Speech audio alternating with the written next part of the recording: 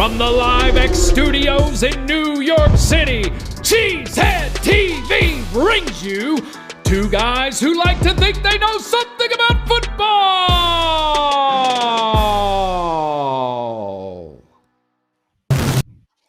Good evening, everyone, and welcome back to Packer Transplants Live. I am Nagler, and joining me, as always, is Mr. Corey Behnke, my partner here at Cheesehead TV. I am coming to you live from my living room in New York City.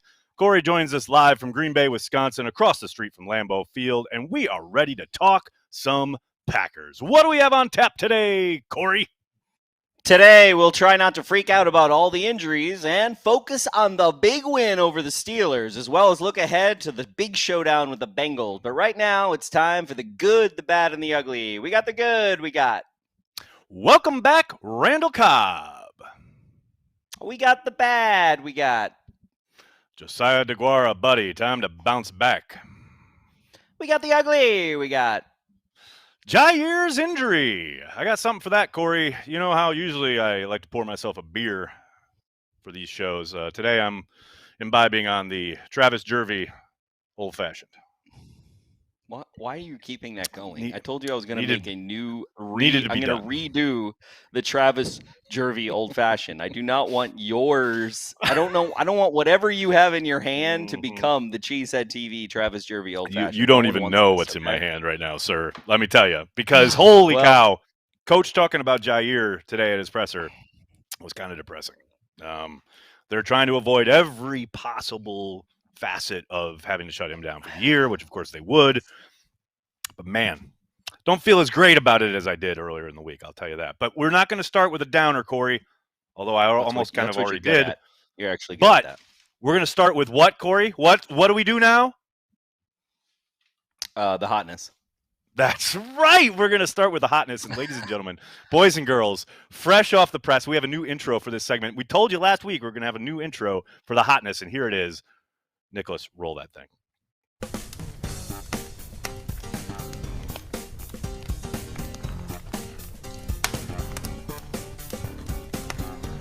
Yeah, the hotness, baby. Let's go. Starting with the hotness. See, now we're up. Now we're good. I like it. This week's hotness. Last week we featured an Aaron Rodgers throw.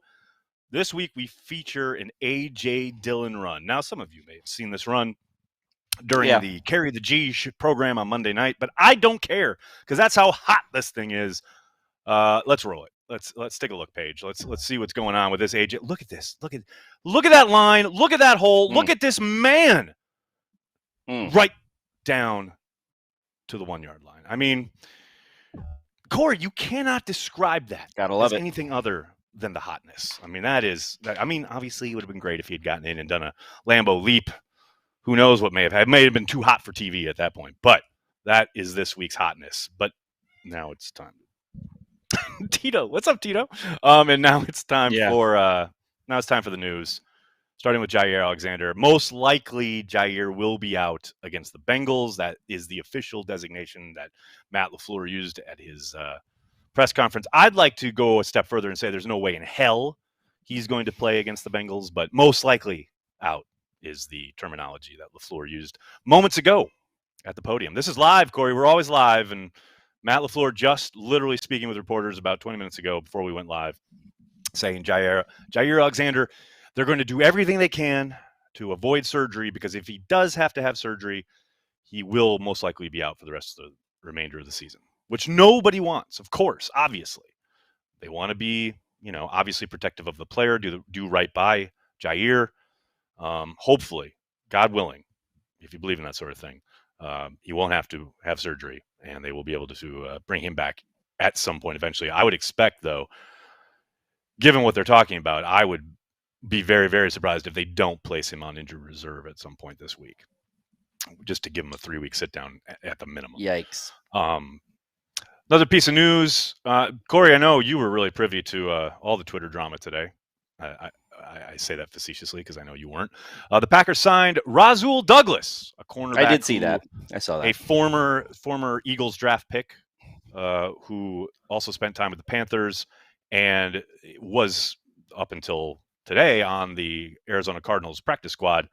The Packers signed Douglas in lieu of trading for Stephon Gilmore. I really hope Packers fans had a great time from roughly about, it was about, the start of the day. I mean, the first tweet was Schefter dropped his tweet that the Patriots are going to be releasing Gilmore very early in the morning. And my entire Twitter feed, basically throughout the entirety of the morning and into the early afternoon, was about the Packers needing to make this happen, need to trade for Stephon Gilmore. And I kept saying to people, don't get your hopes up. And how many times do we have to see this? And it wasn't helped by the fact, of course, that both Albert Breer and Greg Bedard are putting out there like, oh, he wants to play in Green Bay. Oh, the Packers are the leading contender in league circles, like blah, blah, blah. That's all the agent just pumping stuff up. They know. And as Rob reported afterwards, yes, Packers have been on this for a while. But isn't it interesting? One of the reasons the Panthers were able to make the trade is, of course, they have a quarterback who doesn't have the monster contract Aaron Rodgers has. But several teams wanted to make this trade, such as like the Chiefs or the Ravens or indeed the Packers. But none of them could absorb the cap hit and or the contract, basically. Well, it would have taken up everything we had left, right? Well, more than that. That's the thing. There's a difference between the cap. We would have had to restructure like $200,000 or something. Well, probably even more than that. But the thing is it's just funny that people get so upset, and it's like because they see, the Panthers just traded a 6th-round pick. Well, yeah, they traded a 6th-round pick, and they took on his contract. That's where no one, I guess, wants to pay attention to. But the fact that the Packers were in on it is not surprising. Brian going to be in on every conversation. Gutekunst. It just the timing of it was hilarious because all day the Stephon Gilmore talk is going on, and then it doesn't happen, and then legit the Packers dropped on. They announced the Rasul Douglas signing moments after the Gilmore trade into the Panthers news. It really reminded me of when Ted almost traded for Marshawn Lynch, and then signed Dimitri. What was his name? Dimitri. I can't remember his last name. No one cares. Running back off the Falcons practice squad. But then Dimitri Nance. And then they ended up going to the Super Bowl anyway. Everyone's all upset. They didn't make this move, blah, blah, blah. Well, yeah, they won a Super Bowl. You know how we had the hotness section before the news section? Mm-hmm. Yep. And I thought that the hotness section would distract me from being bored by the news section. Yeah, right. How's that working out? It didn't work. It didn't work. I do like the hotness, maybe we need to expand the hotness. If you want the news, right? Like maybe watch Packers Daily or something. I don't know.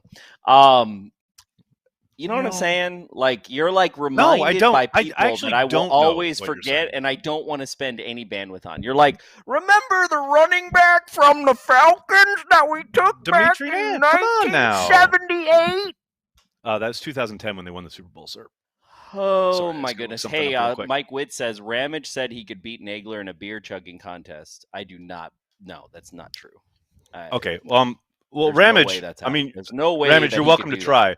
But here, Ramage, I got something for you, buddy. Apparently, he said it. So I'm down in the old fashioned first because of the Jair news, but I also have in reserve the glass full of beer, the glass that Olive got me for Father's Day. I'm halfway through that already, so I'm ready to go, buddy. Whenever you need. And this thing, no wonder you can't. No wonder you can't remember the 10th string practice squad. I know, right? That we I've dulled my senses. I've tried to forget about it. So all, surprising, already. Are we done with the news news yet? Nope. Packers are apparently in the mix on Jaylen Smith, the linebacker who was cut by the Cowboys. Yeah, I saw that. Rappaport putting it out there earlier this afternoon, that the Packers are in the mix on Jaylen Smith. He cited the connection. Matt LaFleur was at Notre Dame when Jaylen Smith was there, which instantly made me think of Will Fuller. Last year, the Packers were connected to Fuller, and Goody made an offer to the Texans to try to trade for him and wouldn't budge off of his price point. The Texans wanted a 3rd-round pick, I believe it was, and Gutekunst was hell no. And I think that was the right call when you look at what Will Fuller's doing in Dolphin land this year. But now here we go with Jaylen Smith. I would suspect this is like Matt LaFleur going, I want my guy. I know him. Let's bring him in. I will say, though, Jaylen Smith looks completely washed. So I'm fine Yeah. if Gutekunst doesn't make this move, but maybe Matt LaFleur says, hey, put him in the right situation, blah, blah, blah. We'll see what happens. I don't know. We'll see what happens. You want to talk about the offense, Corey? Since we're all done with the news, you don't want to talk about the news. I actually have done. notes, and none of my notes. Okay, look. See, this is why you want to get to the other sections. Is because you have notes and you want to talk about them. I get it. I have pages of notes based off your script, and you got a bunch of boring shit I'm sorry. in front. So I'm sorry. Pages? Like multiple pages? Well, technically it's one page, but you've written on both back sides. And front. Yeah. So that's pages. That works. That's good. Pages plural. I like it. Okay, we'll start. We'll start with the offense. We'll start with the return, that venerable series, the zone running scheme. I mean, the fact that they manhandled the 49ers up front in the run game with lots of power, bounce, stuff that like had some double teams, but mostly mano-a-mano, chips obviously on the ends, etc. And then you got to think Pittsburgh was like, ooh, we should probably expect that because we've got a premier pass rusher too, and they'll probably try and run at us that way. And they just went zone heavy, which was great. You saw multiple times, including the run we showed in the hotness, where guys are zoning out, right, and stretching out the line. And both Dillon and Aaron Jones did a phenomenal job of finding the backside cut, putting their foot in the ground, and getting upfield and just gaining positive yardage. It was beautiful. Some of those, if you look at Ben Fennell's feed or a lot of the guys who do the All 22 stuff on Twitter, there are some great examples of textbook zone runs. Really, really beautiful stuff. So that I was really excited to see that because that really makes them such a problem for defensive coordinators as far as, all right, they can do not just the zone stuff, which we've always known they can do. They're predicated on zone, but they can go to man whenever they want. They can put in all these different like power concepts. Man, I'm telling you what, that is exciting shit, especially sitting here early October. The weather's about to turn, start really pounding the football. Man, I'm excited. I was really excited by that aspect of the game on Sunday. What else we got? Amari. About it, when Rodgers was asked about it on the show, he was literally asked like, "Are you going to do more zone runs?" And he was kind of like, we'll predicate it based on who we're playing, which makes sense. Yeah, well, I think that's what they usually say, right? I mean, it's all about the opponent, and that's kind of been their MO. One guy who helped make a lot of that go, especially on the perimeter, is Amari Rogers. I tell you what, this kid, I know he hasn't had a ton of opportunity in the passing game, but this is how you get on the field. I want to show a play. This is a Dillon run from Sunday. Watch him. Notice how his initial connection, his initial like beat with the guy he's blocking, it looks like Dillon's going to have to go outside, but he does a great job of getting in position and making sure that lane is there for AJ to cut inside. And it gets an extra 5-6 yards because of that. That's phenomenal work by the rookie. And I'm telling you, the tape from Sunday is littered with stuff like that. He did really, really nice work in the run game. And we all know in Green Bay, Matt LaFleur's offense, the more you do that, the more you put that on film, the more you're going to get on the field. And that doesn't necessarily mean they're going to be calling plays for you. But as a rookie, these are the things you want to do so that, say you do go out there and they call a run, but Aaron sees whatever across the line of scrimmage and changes it to a pass. Well, now you're a receiver on a passing play. You better be ready. And so far, Amari's been up to the task every time that he's been put on the field. This is how you get more opportunities. And it's just great to see from a young kid who, especially with the acquisition of Randall Cobb, you do want going up in someone's head, you're just like, God, you watch Randall Cobb making those plays, and Amari has got to be sitting there at some point in the deep recesses of his soul thinking, man, that should be me. I'm supposed to be the slot guy. I was drafted, and then they brought Randall in late in the day and blah, blah, blah. So this is how you respond to that. Like, I'm going to get out there, and when I'm given my opportunities, I am going to own defensive backs in the run game. I love it. I love this kid. I love his attitude. I love what he put on tape on Sunday. So I got some offensive stuff to talk about, okay? And this is going to tie into later on when I'm talking about some nonsense that was reported. You mean the Blogosphere segment? It's going to tie in. It's going to be like a thing where there's like an Easter egg, right? Where something like a callback, like you go, oh, yeah, something like that. They did that earlier in the movie. Okay, very good. All right, so here's some stats I pulled out while I was watching the Patreon happy hour and listening to all these nerds talk about football, which is, I glean a lot of things from the Patreon happy hour. And, I'm not trying to, hey, I love you Patreons, but, we know you're here for the diehard stuff. This is what we do in CHTV. Please join us, support us. Please pay us money, and then we're going to talk shit about you. Completely shit on you. I really don't care. Okay, so because those people who know I'm talking about them, they already know this, and I say this. They already know. So, some things that I was searching for in the stats while I was watching Patreon that you may not have known is that Aaron Rodgers is currently tied for third on passes over 40-plus yards, which I thought was pretty fascinating. There are 8 people in that race, right? So he's got 3. There's someone with 4. There's a couple people with 4, and there's one person with 6. But I thought that was pretty interesting when people say that Rodgers is kind of losing it a little bit, and him himself worrying about the illusion of his age eluding his athleticism, I think is what I'm trying to say there. One leading into the other, like, because I'm an older quarterback, that's why I'm losing my deep ball, right? I think that's a natural kind of response to that, right? But I said he hasn't lost the deep ball, though, according to the he hasn't lost it. And how much of this is predicated on, like, attempts? Aaron's taking his shots. You know what I mean? Like, hell, in the 49ers game, there's 3 attempts in that drive where they went 3 and out. That's just one drive. Yep. It's like...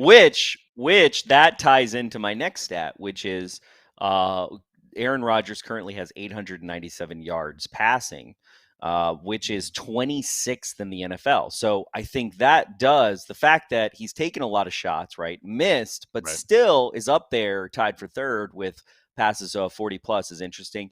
And also he has been sacked 8 times. So that's 17th in the league, according to NFL.com, which is right in the middle of the road, which you got to imagine without Elton Jenkins this year, so far or later on in the season, and then no David Bakhtiari, for us to be in the middle of the pack in sacks, considering, the first game of the season, not really how far down the game plan and where we are. Yes. And then, I want to talk about Devondre a little bit. So Devondre is currently numero uno. I didn't check. It was after Monday night. Numero uno in catches in the NFL, which is pretty big. And he's number 5 in yards. So even all of that, considering, Aaron Rodgers is throwing deep balls, obviously Devontae's not his deep threat, right? It's typically MVS. But currently Devondre in 4 games is at a 12-yard average, which is above his career average of 11.89. And the only low he's got right now, he had 18 touchdowns last year. He's only got 1 touchdown right now. So it's like, if you think about the last four games, we've really used Devontae, Jones, and Dillon to get us the first down. And then in the red zone, he's not really looking for Devontae. He's using him more as a decoy. Well, and what's funny, I was going to say... a decoy. I think they've called plays for Devontae, but teams are really rolling to him. You know what I mean? Like the best play, the 1 touchdown he has is on the one where they use the motion, right, to make it look like he was going to go across formation, and then quickly he comes back and throws it and touchdown. That's how he gets outside the touchdown. Of that. Exactly. Outside of that, there's tons of the touchdown to MVS in San Francisco. They're the reason he's a kind of not open because they're playing zone, but they are rolling to Devontae on the other side. Like that is the attention he is going to get. So the touchdowns, they will come in time. But to your point, the idea that, it's funny, I thought about it a lot after last night's conversation on the Patreon happy hour regarding, you're right, in the sense of like, he's connected on more than a lot of people, right? He's taken shots. Some of them, yes, have missed, and okay, there's going to be conversations about, why is this not connecting, whatever. But man, over the breadth and width of the season, they're going to hit on a number of these plays, right? And you got to think, after 16 years, 17 years now, Aaron Rodgers knows the ebbs and flows of the game. To me, this comes back to something that we talked a little bit about during last night, during Carry the G even. But it's so funny how, because I asked Matt about the aggressiveness at the end of games. Like they're up 27-10 and they're running A.J. Dillon and they're ripping off 5 yards a run. And then they take that shot to Tunyon. And Tunyon's wide open. Rodgers just misses it. He underthrows it a little bit, right? Yeah. And then they throw it a couple more times and then they give the ball over on downs and then, whatever. So it's like I'm sitting there in the moment, go back and watch Party. I'm like frustrated as hell. Same thing when he took those 3 deep shots in San Francisco, right? I'm like, what are you doing? Just run the ball, blah, blah, blah, blah, blah. But then I had this kind of realization throwback in my head where remember when Holmgren and Favre and those teams in like 95, 96, 97, they would get up in those scenarios, 27-10. Yep. And they would go, like Mike Holmgren would immediately go to run, punt, run, punt. And they would just play out the game. They've won a lot of games with 31 points where, we're winning and we probably could go for the dagger, but we're just going to like blah, blah, blah, get the fuck out of here, right? And it used to drive me insane. I used to complain all the time, oh, Mike's so aggressive or so conservative with a lead. Like, oh my God, it drives me insane, blah, blah, blah. And now I fast forward to this game on Sunday or even the one in San Francisco. And I'm like, oh, just run the ball. Why are you so aggressive? It's just funny. Like, it's like when it's summer, you're like, oh my God, it's so hot. I wish it was cool down. And then when it's winter, you're like, oh my God, it's so cold. I wish it would warm up. Like, I understand as fans, we are never going to be satisfied because like, if I can step back and be impartial, which one of those do I want more of? I want aggressiveness. I want a team, a coach, and a quarterback who's going to be like, you know what? We're going to close the deal right now. So I apologize to Matt LaFleur. I apologize to Aaron Rodgers. Man, all gas, no fucking break. I'm on it. I was questionable for a couple weeks. I'm back. The whole time, Nagler, I'm waiting for the punchline of what you're talking about. And literally, the punchline should have been, oh, now I know how Corey Behnke feels when he's listening to me. So good luck with that. Okay, so I want to talk about Aaron Rodgers real quick before we go to the defense because I just want to give a little comment, but okay. We'll have a because who was listening to you both of those times when you're like, oh, I want to be aggressive. Now I want to run the ball, and like I've always been the person. I can go back to the tape many times. Okay, and I literally am telling you. Calling? No, not questioning play calling. Questioning where you're going, why aren't we being aggressive? Right. And I'm like, bro, we have the lead. We need to hold the lead. Oh, well, if we hold the lead, then we're basically surrendering the win. And I'm like, no, that's not how it works all the time. All right, and well, I know. I've certainly never uttered the phrase, we're going to surrender the win. I've never said those. I've never made those words work together in a sentence. That was just it was a very long-winded story, and I was really hoping for a good punchline, and I just didn't. It didn't meet my expectations. I'm going to be honest with you, okay? By the way, that was a phenomenal story, and most of the audience will enjoy it. Just because you've known me for 20 years, like everyone else understood what I was saying. And I just felt like I was sitting there for both of those moments for a long time. You know what I mean? You were privy. Yeah, of course, right. Yeah. Okay. So what else did you want to say about the offense? Wait, hold on. It's about Aaron Rodgers. Okay. So there's a couple things that I found pretty fascinating, and this is about Pat McAfee show and like his effect on how Packers boring culture. It was this week. Oh, sorry. It was that out loud? It was. Well, I didn't think it was that boring. I thought it was pretty interesting, actually. I thought there were a couple things that he said that really stuck out to me. And one is Aaron Rodgers not doing the Lambeau leap makes me sad. Okay. It just makes me sad. Okay.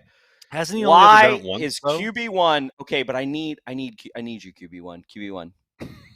Look at me on camera one. Okay. Wait, can we take Corey full for this? Because I want to. Now I'm God, now I'm we black. just lost Corey.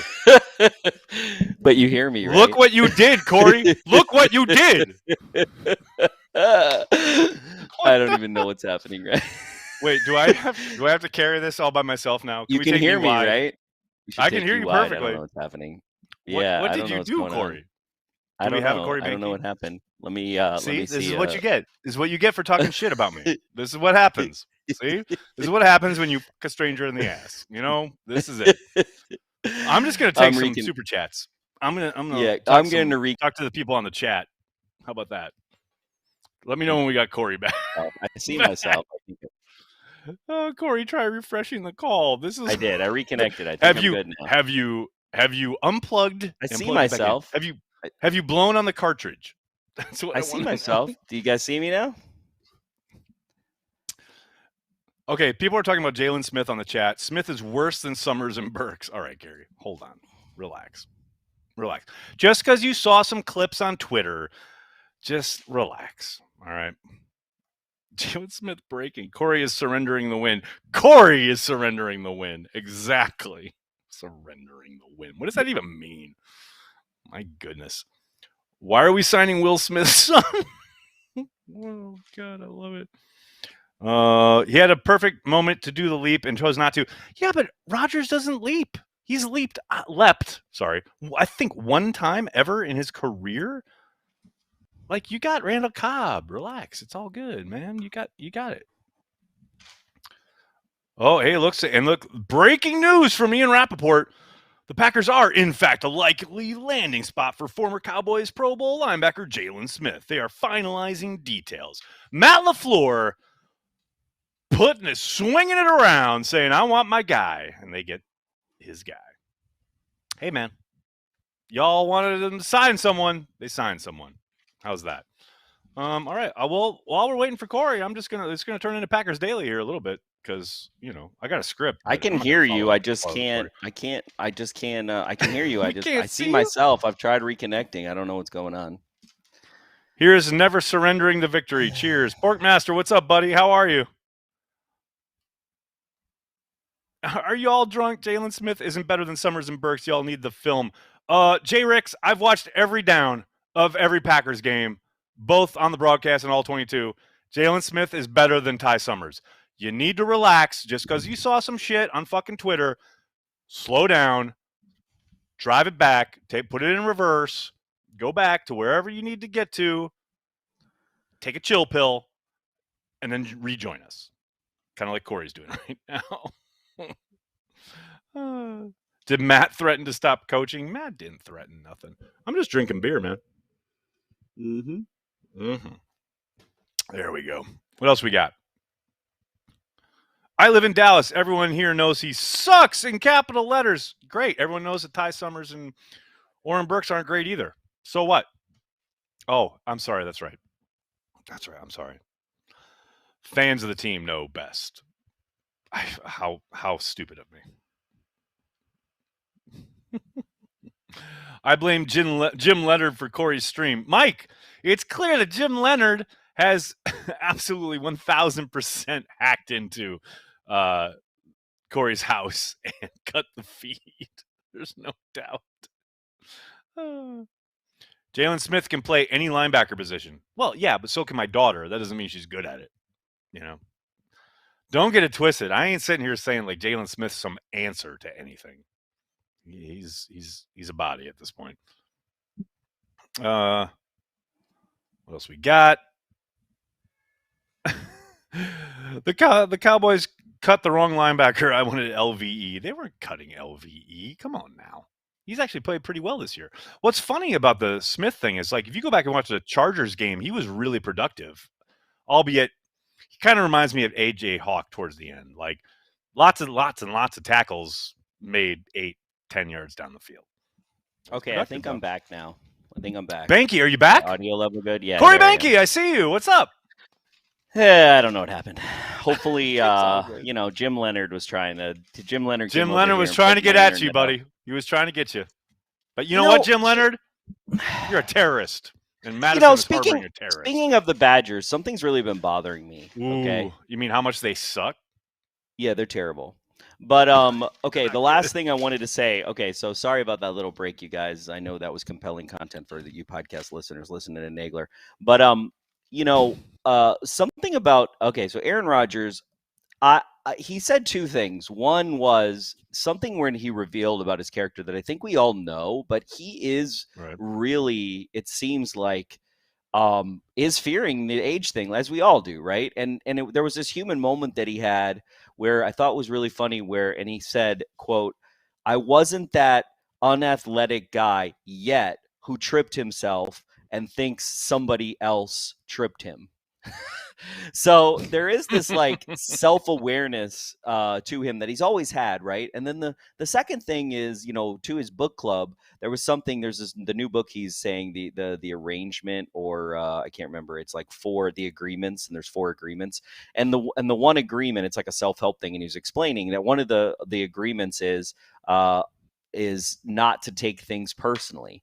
And I feel like him and I have had that in common. It's that whole chip on your shoulder thing where it's like, it's so easy for me to take everything personally. And it's one of those things that we all like deal with. So while I do think I don't know, there's so much insight into QB1. And I know we've been saying this for weeks and for the last year and a half since he's done Pat's show, but say whatever you want, but I do feel like I know QB1, and it's what he wants me to know, but I still feel like there's an advantage as a fan that I have to get his point of view about things. Oh, then I no can doubt. apply to my No life. question.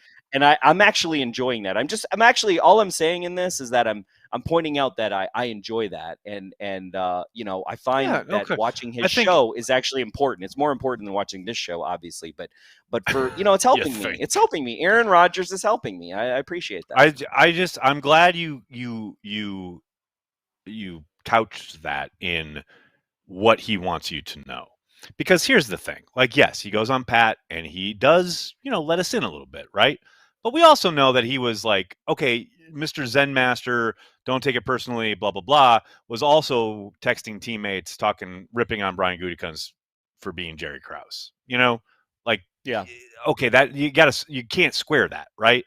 Like, Buddha ain't sitting there going, you know what? All these guys fucked out. But it's something you're working on, Nagler. You know what I mean? Like, I understand that. I get it. You're working on drinking less. Despite my best attempts, I'm working on. I'm not working on that at all. What are you talking about? Despite my best attempts, I'm working on not taking every little nit personally, and I appreciate that. That's all. We can move on. Hey, no. But to your point, I very much agree with what you're saying. I 100% agree. As far as like. The idea that, can you imagine if this kind of outlet had existed for Favre back in the day? I know he had his radio show with Homer, but like this idea that, that's a local thing. Like this is legit on YouTube where. Yeah, it's national. I mean, I get mentions about it from literally all over the world in my Twitter feed. Yeah, when he says stuff on McAfee, you know what I mean? Like this idea that. It's just so it allows Packers fans to connect to their starting quarterback, obviously, but also just it's a touchstone for Packers fans worldwide to come together and like, oh, look what he said about this and blah, blah, blah.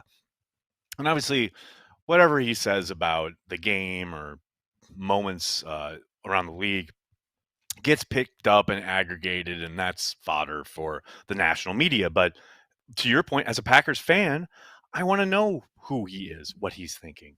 And it's just like an invaluable kind of resource or, I don't know. It's just great. It is just great to have that access more so than just his weekly auditorium kind of appearance, because we all know that that's very, very, very different. All right, let's talk about the defense. You just said what I said. But hey, no, I want to say one thing is that if Brett Favre had what Aaron Rodgers had, Brett Favre probably wouldn't have been the quarterback as long as he was for the Green Bay Packers. I'm just going to say that out loud, okay? So, maybe Favre is very lucky. I don't know. He's in Wisconsin, though, buddy. I don't know. You live in Wisconsin now. Maybe you should get out a little bit more and learn about your state brethren, because I think Favre would have played really well with a. Oh, he would have played well. Like I'm just saying, like, if social media existed, Favre would be toast. Oh, well, that would have been a problem. Yeah. That would have been a problem. Let's just be real. Okay? All anyone has to do is find the video of him in a Milwaukee establishment singing a certain Two Live Crew song to know what that's about. All right, let's keep going. Talk about the defense. Okay. What to do at cornerback? So, they picked up homeboy from the Arizona practice squad, and I've already seen people saying that like they'll throw him out there as a starter. Maybe they will, but I highly doubt it. I mean, don't forget they got Yadam from the Giants, and he has starting experience, and they have Kevin King most likely coming back, although he hasn't officially cleared protocol yet. He did practice today.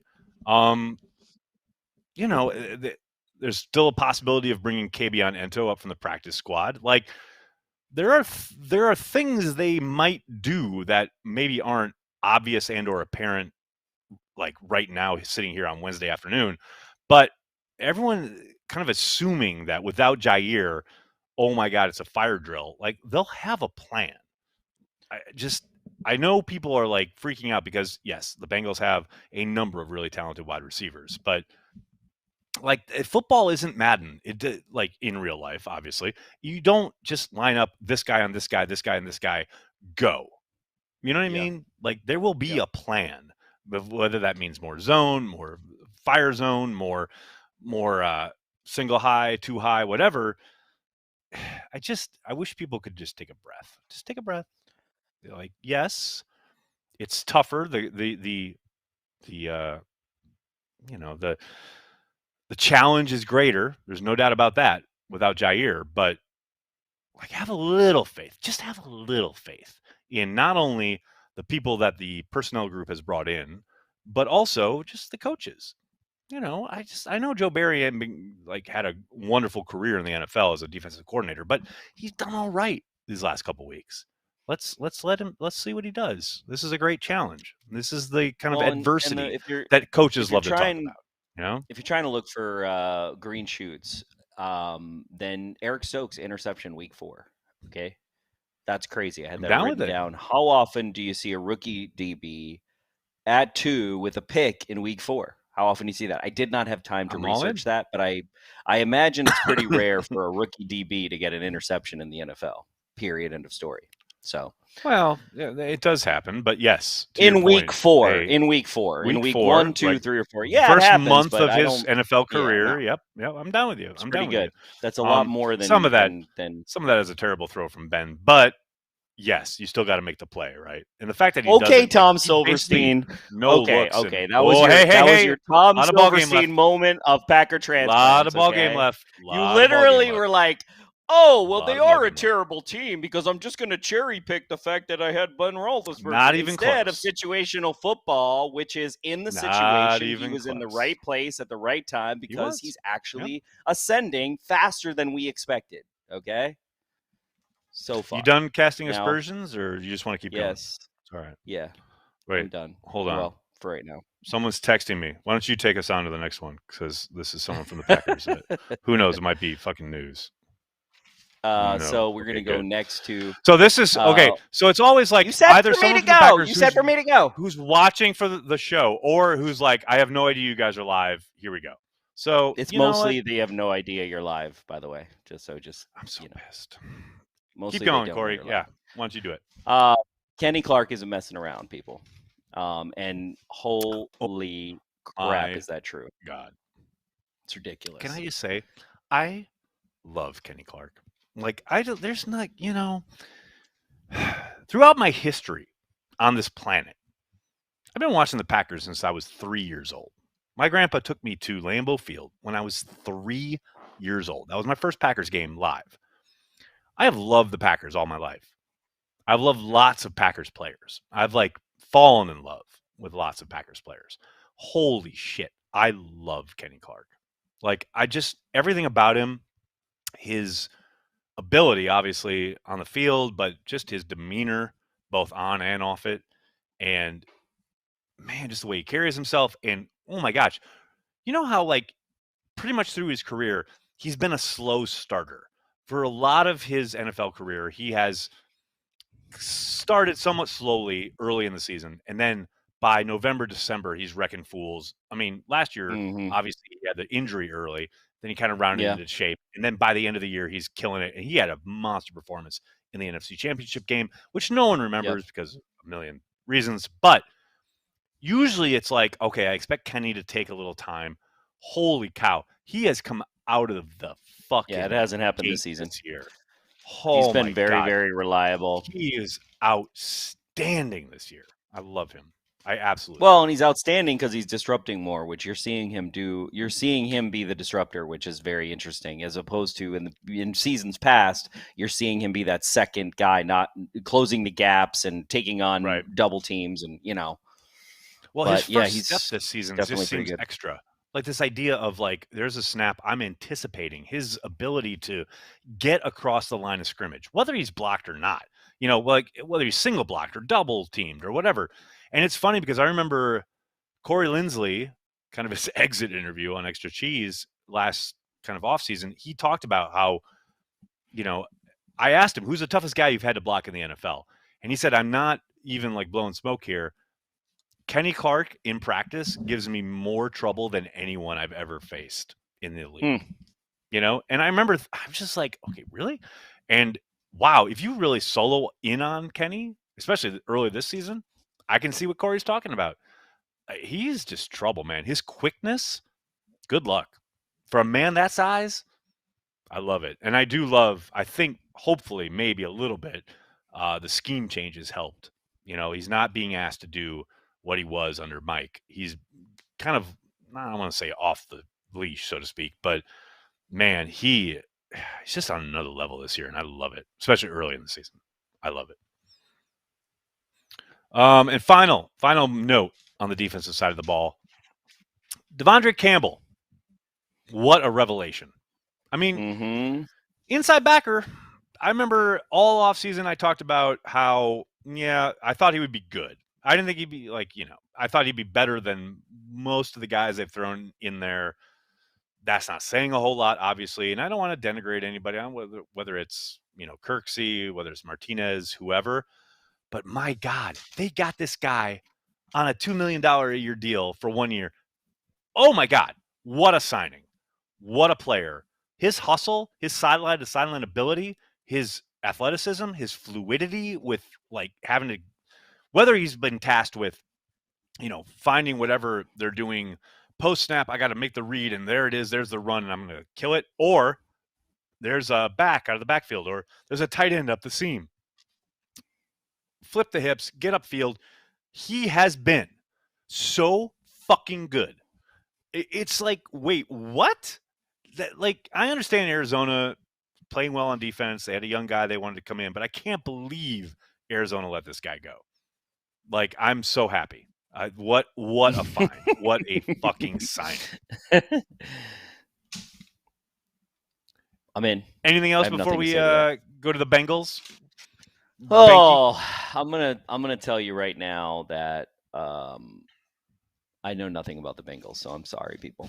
I tried. Okay, we'll take a very quick look at the Bengals. The run-pass balance the Bengals have had this year has really helped Joe Burrow. Burrow's talented. Don't get it twisted. But the fact that they're able to, it's not even that they're able to run the ball. It's they've been able to stick with the run enough to help their young quarterback, which, God bless them. Like, yes, 1,000%, yes. Like, whatever the Eagles are doing, don't do that if you have a young QB. Whatever the Bengals are doing, do that. Like, no question. Also, look for Cincinnati to attack the Packers' corners. They have a lot of talent at wide receiver. That is going to be an evergreen tweet. That's an evergreen tweet right now. It is. It kind of is. I don't have to know anything about the Bengals to be like, hey, I think we should attack the cornerbacks. Well, they got a rookie. If you're a team with who else?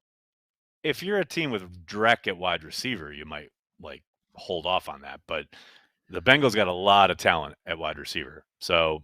That's something we can definitely expect, which is why I think, see probably a little more zone this week.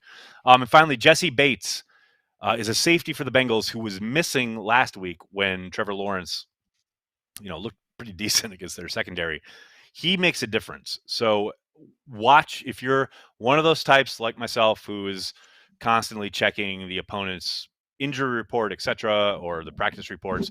Watch for Jesse. If Jesse Bates is up for this game, that's much tougher for the Packers. If Bates is down, the Packers have a much easier path. And that's not to say, obviously, that's not the whole fucking thing, but he makes a big difference on their defense. So that's something to look out for. Corey, you got anything else before we head to Blogosphere? No, I'm ready. I'm ready for Blogosphere. All right. Let's do it. Let's do it.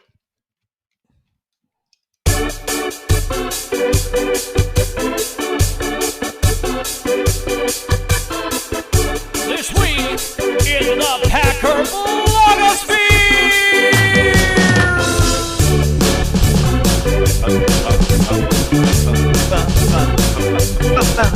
That's right. It's This Week in the Packer Blogosphere, the return of that venerable series. Corey Behnke, I want to let you know, because I know how uninvolved you are with most of this, but I want to let everyone, including yourself, know that CHTV has entered into a partnership with a Milwaukee rep. That's right, sweet. Ladies and gentlemen, a theater company in Milwaukee rep, who are producing a show called Dad's Season Tickets. Can we throw up the graphic here? Look at this thing. I mean, Dad's Season Tickets is literally Corey, you're going to like this, because I know you, like myself, are a classically trained actor, is a Wisconsin-esque take on King Lear about, that's right, Dad's Season Tickets, a new musical comedy for football fanatics and people who love them, who will inherit Frank's treasured season tickets at Lambeau Field. The Kaczynski sisters empty every trick in the playbook on their way to relearning the family isn't everything. It's the only thing. The quintessential Wisconsin musical will warm your heart and leave you rooting for the home team. And folks, if you're so inclined, please, please, please go to the YouTube channel. We have an interview with the playwright / creative force behind Dad's Season Tickets. I cannot stress this enough. I am so excited to see the show. It's one of the reasons we partnered with them. They legit kind of reached out to CHTV, and the moment I saw family drama centered around Packers season tickets, Corey has lived this. I have lived this. I gotta think there are plenty of people in Wisconsin who are like, "Oh, I identify with this." Just check it out. Dad's Season Tickets. Also, back in the day, the Packers had a lot more rules around the season tickets and who could inherit them, and there was a lot of patriarchy around it. So it's interesting that it's like, the Lear thing. Also, I like that 4-5-15. You gotta love that. 4-5-15. I like that in the Gotta thing. love it. I'm excited to go there. So Nagler, am I gonna get invited to like the red carpet? Because I'm excited about this. I'm gonna wear my Behnke 1950s jersey that the Packers Pro Shop gave me. Because then I'll really, them Milwaukee elitists, they'll just be like, really? Wait. I'm sorry. What happened? There are Milwaukee elitists? What?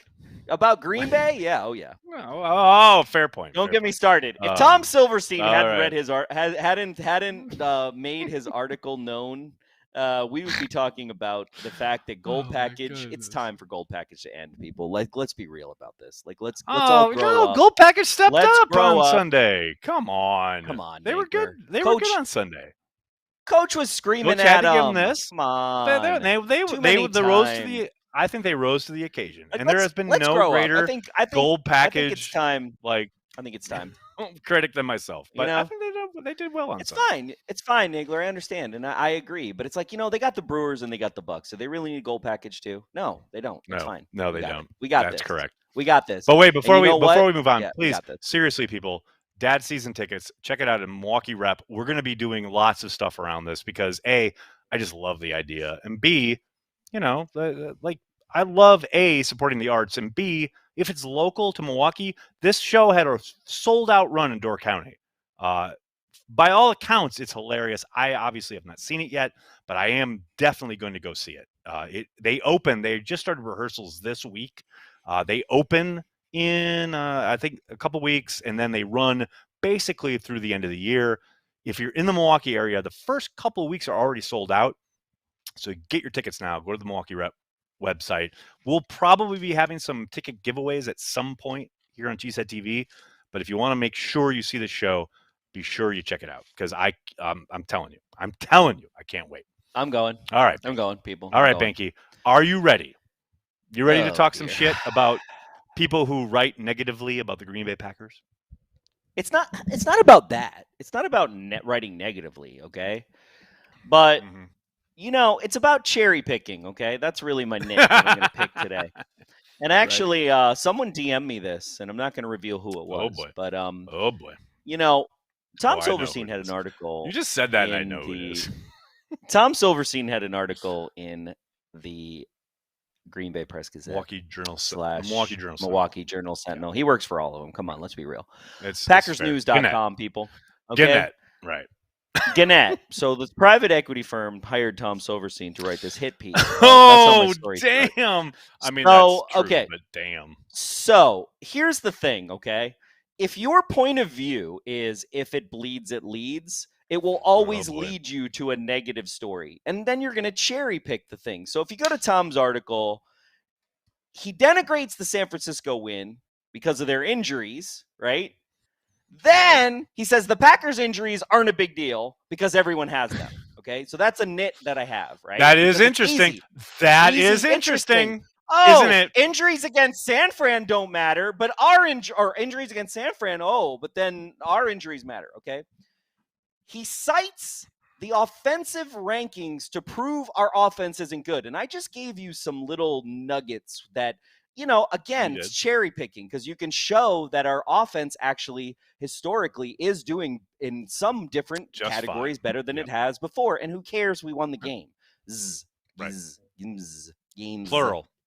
Plural. So he cites the offensive rankings to prove our offense isn't good, but then he doesn't cite the defensive rankings because that doesn't fit his narrative, right? So it's like you look at the defensive rankings of the Green Bay Packers and they're pretty damn good, but let's not talk about that because my narrative is that the Green Bay Packers are the worst 3-1 team that the world has ever witnessed in 2021. Oh no, are we back to like the worst 13-3 team we've ever seen? I mean, that's basically what he's saying, right? That's basically what he's saying, right? It's like, oh, don't worry about situational football. Don't worry about placing wins and wins mattering, right? Even though wins are how will get you in the playoffs. That will get you this thing that's called the Lombardi Trophy. This thing that you get to take home. That we have 13 world championships, but we have 4 of them. What? Yes. We have 4 of those, right? Going total for that 5th one. Championships. Yes. So it's just interesting to me that do these people think we're stupid? That's really my question. Okay, and now I'll just on the flip side, okay, hold on. I got one more thing to say. All right. On the flip side, he's getting exactly what he wants from me, and I know this. It's so true. It's so true. It's so as usual, Nagler. As usual, I've been played. Tom Silverstein is one step ahead of you, Behnke, at every turn. At every turn. Much. I love Spoon. I'll tell you what, because Spoon, I know more often than not, Spoon can take a dispassionate view and look at the facts, right? And look at what is actually happening. But, if there's a game like you saw Sunday, sitting there at 3-1, not much going on. We even said like on Carry the G, and I think they talked about it last night on Pack's What She Said. It's like, it's a bit, they won, but it's not crazy amount of shit going on around this game. Like, okay, what can I write about? Well, they haven't been great. They've been good, but they haven't been great. Because I know Packers fans are going to be like, I'm playing Corey Behnke. Like, yep, mission accomplished. He literally, I guarantee you, I guarantee you, he had me or the archetype of me. An archetype, like yes. Probably he had a mix of yourself, he had the other archetype. Twitter He's people. Blocked me out. He hasn't blocked you on Twitter though, has he? Not yet. But I didn't tweet him. I subtweeted. Yeah, so I was gonna say, like, if you tweeted him like you tweeted Bob McGinn, you'd be blocked in a heartbeat. But you haven't, so that's smart on your part. That's well done. It's well done. You ready to go to I know. Just because you don't look very smart. But you ready to go to some comments? Some viewer I'm ready for that. Questions? I hope Paige is ready because here we go. Paige, go from the it's bottom. Your time to shine. I think you did some of them though, didn't you? But we're gonna do the super. I didn't do again. one. No. I was going to, but I had faith that you would return from your blackout, so I did not touch any of the super chats. All right, thanks for super chats, guys. Massimiliano Margagliati, who I love saying his name, totally committed to the Packers way. Gilmore or Sherman, only eager for money, or a guy eager for success? No brainer to me. Go Pack, go. Did you get all that, Nagler? Can I just say, M, you carry the motherfucking G. This cat, doesn't even live in this country and is like, I carry the G. What's up, Wisconsin? Because I had so many people in my mentions today bitching about Brian Gutekunst not making a trade, whatever. Man, people out in other parts of the world carrying the G. Thanks, Em. And we got Porkmaster. Porkmaster, thank you. This Stefan stuff is the first time I got bit. Didn't bite on JJ Watt or others, but Devontae stirring shit up with his call me comment got me. My brain said no cap room, but my heart said it could happen. I'm dumb as fuck. No, you're not. I love that Devontae even admitted that he was just trying to stir shit up. Like, he legit said it in his presser today. That's what he does, though. He's been doing that for a while. They all do.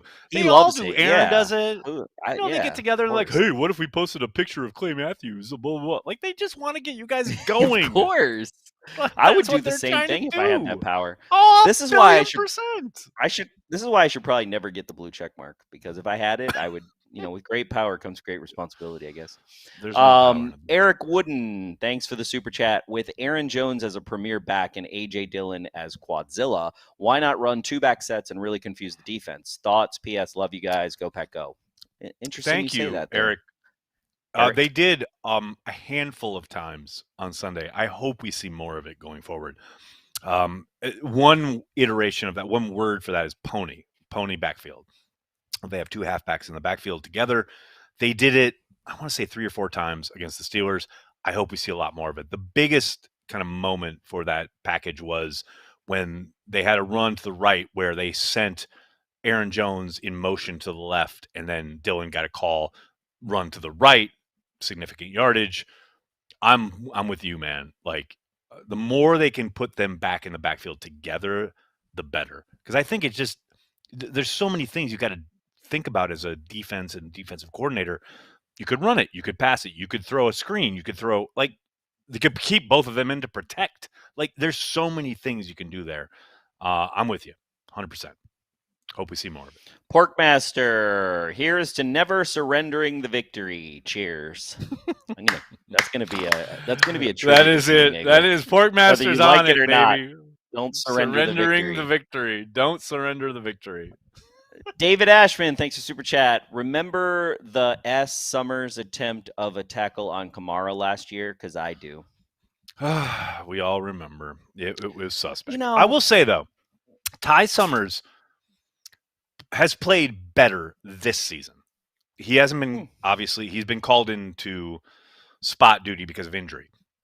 He hasn't been the liability this season so far that he was last year. Now, maybe he has to play more if Barnes is down, although Barnes did practice today. Hopefully comes out of the concussion protocol and teams can't scheme him up, right? But hey, you got to give Ty his due. Like, he knows who he is. He's a special teams guy who sometimes has to fill in when guys are go down. And man, I understand that, Packers fans want every player to be great. And I know this is probably, we talk about these super chats well after they're put up. And I think this is in response to the Jaylen Smith stuff we were talking about earlier. Yeah. Ty Summers knows who he is, and Packers fans should recognize who he is. He's a down the depth chart depth guy, great special teams contributor who, break glass only in a case of emergency when it comes to playing from scrimmage. And for that role, he's been pretty good so far this year. So I hear you, but he's holding up his end of the bargain in my eyes. I had to bring my little thing down because the sun is really going down. The sun is destroying you. We need to make transplants later in the day. Is what we need to do. Luke Carnes, thanks for super chat. Weekly Cheesehead TV appreciation fund. Appreciate that. Thank you. Oh, Luke, thank you, buddy. Porkmaster. Very nice of you. Porkmaster, you know what's nice? The Packers are damn good. Frustrating sometimes, but we are pretty lucky. I couldn't agree more with that sentiment. What's all Uncultured? Uncultured. If I drink the finest of beers during Packers games, does that make me a northern Wisconsin elitist? Okay. No, because here's that's the thing. Outstanding. Okay, it is impossible to use the words in the sentence, in a phrase, northern Wisconsin or northeast Wisconsin elitist. There isn't, it doesn't, it's like, it doesn't exist, right? It just doesn't exist. There's no, just like even northern Wisconsin, it's like central Wisconsin elitist. Yeah. Southeast Wisconsin elitists. Yeah, that's what you're looking for. Did you just call my parents elitists? Is that what you just did? No, I didn't. They're not in central. I'm talking about Madison. Come on. Is this the bad place? RJS 1331. I think that was. This is the great place. The Packers have 13 championships, more than any other team in the history of the league. This is a great place. Carry the G, Stanley people. Williams. Right here. Stanley Williams. Here. Thanks for super chat. Business is Razul. So funny. Get it? Only 100 people made that joke on Twitter today. But well done. Thank you, Stanley. We got anything else? Here we go. I got one more. I got Tyler Herrick. We'll end it with Tyler Herrick. Tyler, what's up, buddy?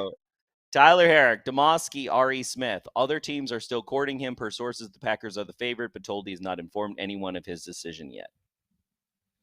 Oh, who gives a shit? So there you go. You know, now we're really, truly. Some linebacker is going to make or break this team. Come on now. Brian, Sturgeon Bay doesn't get snooty. You cannot count people from Chicago or Milwaukee that pollute Sturgeon Bay, okay?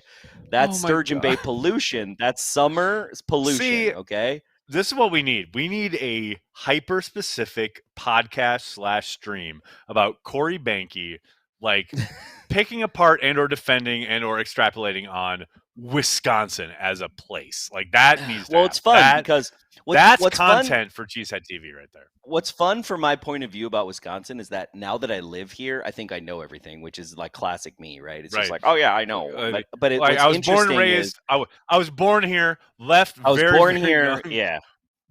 Wandered the country for 40 years and then came back to Green Bay, and now I know it all about Wisconsin. Yeah. So yeah, there you go. But I do agree with that. It is fun though. My point of view is kind of new. It's like I have virgin eyes, as it is in ears and senses about Wisconsin, as it were. Definitely. Thanks for super chat, RJS 1331. It's Giacomini Lombardi Massimiliano. Go Pecco. All right. Giacomini, former Packers tackle who actually won a Super Bowl ring with the Seattle Seahawks. I love it. Tyler Herrick's like, why did you read that? That was for the chat because you wrote it, Tyler, and I thought it was some news. So I was gonna break some news here on this old Packer Transplants. Now that we're back to the boring segment, so Nagler, what do you got to say? Yeah, I gotta say, hey. I want to give a shout out to all our Patreon members. The Patreon super fucking fans are amazing. Like, if you want to join just to support Cheesehead TV, like we don't tell people that like you get the super inside, like different access than everybody else when it comes to the team, but it is a community that has grown and really it's kind of great. Like I was talking about it on Daily this morning. We have such great chats every single week. Sometimes people throw down, sometimes it gets a little tense, but more often than not, it's just great Packers talk with great Packers people who are all, and this is the thing I really want to stress, and the thing that I'm kind of most proud of when it comes to Patreon and the happy hour is like, it's a lot of people from a lot of different backgrounds, like very different backgrounds and very different beliefs and very different kind of views of the world, but we all share our love and a passion for the Green Bay Packers. And it just kind of hit me last night while we were having happy hour. It's like, man, there's nowhere else on this earth that I would talk to people from all these various different places, whether it is like we literally have, there's a guy who checks in from his truck. He's a truck driver who checks in periodically, not every week, but every other couple weeks. It's like, oh, where are you driving now? Oh, I'm down in, driving from LA to Arizona, or I'm in the Midwest or whatever. Two, we have people in London, Berlin. We have obviously Charlene, our obviously superstar Patreon member who checks in from the Philippines every week. Like, and it's incredible to see just this community that has been built up. And at the start, it was very much about, the pandemic's happening. Like, we want to do something like it's a little different, get people together. But it's really grown into a community that I really, really cherish. And I want to thank everyone who has joined. If you want to join, please feel free. Patreon.com/CheeseheadTV. All we ask is $5 a month. It supports literally everything we do. I completely understand if folks can't join Patreon, but you still want to support Cheesehead TV. So just hit like, hit subscribe. like, tell your friends and tell your family. That's what we do. We're all about Packers fans. Corey, you got anything else until we before we head out? Two things. Can you add your note? Somebody's saying we need to get a "Don't Tell Me to Sit Down" bumper sticker, which I think is a great idea. Oh, that's a good idea. So I'm on it. Write that on your list. On and it. then the second thing was happy hour. Oh, I think we should make a Patreon level for executive producer or associate producer of Carry the G. That's what we're missing right now. We need that. We need that. Somebody's going to want to be, it might be something some people are interested in. So that would be kind of cool. Yep. No, but like it's fun. If you join the Patreon happy hour, my new thing is I always play highlights of the game. So if you just want to sit there and watch highlights of the game, you're going to get you covered. So that's added value, people. That's added value. Okay. Exactly. Well, that'll do it for this episode of Packer Transplants. We'd like to thank everyone who makes Cheesehead TV part of their daily Packers routine. We are and will always be devoted to Green Bay Packers fans worldwide. What do we like to do? Put the best what out there? Come on, Nagler, help me out. Best 5, all right? Best 5.